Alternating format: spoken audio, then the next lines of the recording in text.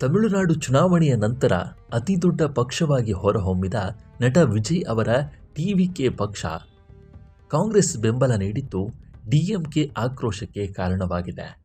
9 ವರ್ಷಗಳ ಮೈತ್ರಿ ಮುರಿದು ಬೆನ್ನಿಗೆ ಚೂರಿ ಹಾಕಿದ ಕಾಂಗ್ರೆಸ್ ವಿರುದ್ಧ ಸಿಡಿದೆದ್ದಿರುವ ಡಿಎಂಕೆ ಇಂಡಿ ಒಕ್ಕೂಟದಿಂದ ಅಂತರ ಕಾಯ್ದುಕೊಂಡಿದೆ.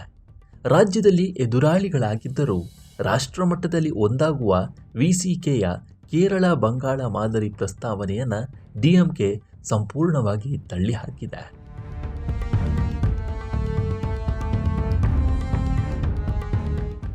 ವಿಜಯ್ ಅವರೇ ನಮ್ಮನ್ನ ಶತ್ರು ಎನ್ನುವಾಗ ಒಗ್ಗಟ್ಟು ಸಾಧ್ಯವಿಲ್ಲ ಎಂದು ಡಿಎಂಕೆ ಸ್ಪಷ್ಟಪಡಿಸಿದ್ದು ಒಕ್ಕೂಟದ ಬಿರುಕು ತಾರಕಕ್ಕೇರಿದೆ.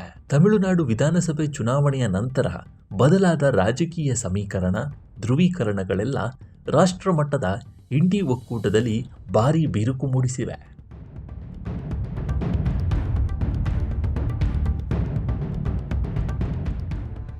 ಕೇಂದ್ರದಲ್ಲಿ ಚುನಾವಣೆ ಆಡಳಿತ ನಡೆಸುತ್ತಿರುವ ಬಿಜೆಪಿಯನ್ನು ಜಂಟಿಯಾಗಿ ಎದುರಿಸುವ ಸಲುವಾಗಿ ಮುಖ್ಯಮಂತ್ರಿ ವಿಜಯ್ ನೇತೃತ್ವದ ಟಿವಿಕೆ ಮತ್ತು ಮಾಜಿ ಮುಖ್ಯಮಂತ್ರಿ ಎಂಕೆ ಸ್ಟಾಲಿನ್ ನೇತೃತ್ವದ ಡಿಎಂಕೆ ಪಕ್ಷಗಳನ್ನು ಒಟ್ಟಿಗೆ ತರಬೇಕೆಂಬ ವಿಸಿಕೆ ಪಕ್ಷದ ಪ್ರಸ್ತಾವನೆಯನ್ನು ಡಿಎಂಕೆ ಸ್ಪಷ್ಟವಾಗಿ ತಿರಸ್ಕರಿಸಿದೆ.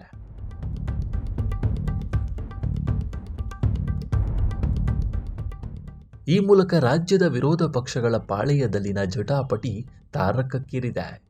ಇದು ರಾಷ್ಟ್ರ ರಾಜಕಾರಣದ ಮೇಲೂ ಪರಿಣಾಮ ಬೀರುವ ಸಾಧ್ಯತೆ ಇದೆ ಅಂತ ಹೇಳಲಾಗ್ತಾ ಇದೆ. ಇತ್ತೀಚಿನ ವಿಧಾನಸಭೆಯ ಚುನಾವಣೆಯಲ್ಲಿ ಕಾಂಗ್ರೆಸ್ ಮತ್ತು ಡಿಎಂಕೆ ಇಂಡಿ ಒಕ್ಕೂಟದಲ್ಲಿ ಜೊತೆಯಾಗಿ ಸ್ಪರ್ಧಿಸಿದ್ದವು.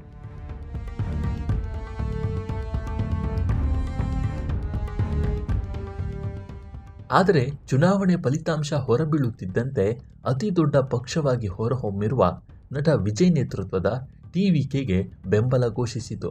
ಇದು ಡಿಎಂಕೆ ವಿರೋಧ ವ್ಯಕ್ತಪಡಿಸಿದ್ದಲ್ಲದೆ ಇಂಡಿ ಒಕ್ಕೂಟದಿಂದ ಅಂತರ ಕಾಪಾಡಿಕೊಂಡಿತು.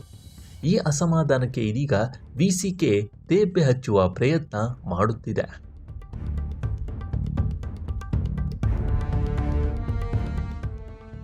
ವಿಸಿಕೆ ಮುಖ್ಯಸ್ಥ ತೋಲ್ ತಿರುಮಾಳವಲ್ಲನ್ ಅವರು ಕೇರಳ ಮತ್ತು ಪಶ್ಚಿಮ ಬಂಗಾಳದ ಮಾದರಿಯನ್ನು ತಮಿಳುನಾಡಿನಲ್ಲೂ ಜಾರಿಗೆ ತರಲು ಮುಂದಾಗಿದ್ದರು.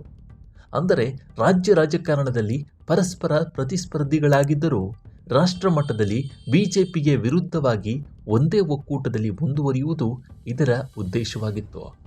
ಈ ಪ್ರಸ್ತಾವನೆಯನ್ನು ಬೆಂಬಲಿಸಿದ ಕಾಂಗ್ರೆಸ್ ಸಂಸದೆ ಜ್ಯೋತಿಮಣಿ ದೇಶ ಮತ್ತು ಪ್ರಜಾಪ್ರಭುತ್ವದ ಭವಿಷ್ಯ ಅಪಾಯದಲ್ಲಿದೆ.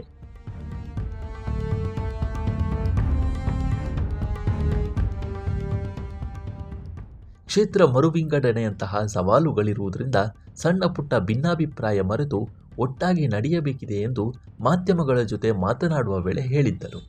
ಆದರೆ ಇದಕ್ಕೆ ಡಿಎಂಕೆ ಸ್ಪಷ್ಟವಾಗಿ ವಿರೋಧ ವ್ಯಕ್ತಪಡಿಸಿದೆ. ಮುಂದೆ ತಮಿಳುನಾಡು ರಾಜಕೀಯ ಇನ್ಯಾವ ತಿರುವು ಪಡೆದುಕೊಳ್ಳುತ್ತೆ ಅನ್ನೋದನ್ನು ಕಾದು ನೋಡಬೇಕಾಗಿದೆ.